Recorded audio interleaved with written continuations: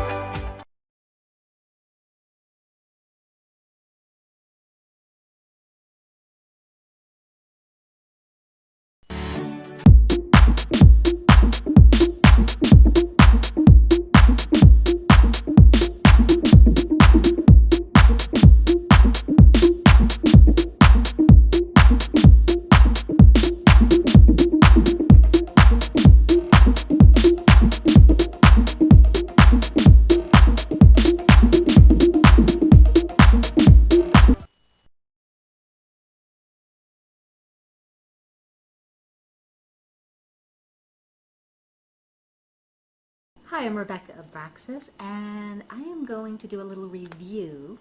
We've been getting some products sent to us to review, and so this is Viva, V-I-V-A, Labs, Organic Raw Cacao Nibs. Now, I wasn't exactly sure what to do with these cacao nibs, but I found something really yummy to do, and I'm going to share that with you right now. Just a really quick thing. One is you're going to take a cup of coconut milk. You're going to take 1 banana, you're going to take a tablespoon of honey and a tablespoon of Viva Labs cacao nibs, and you're going to blend them up like I just did in here.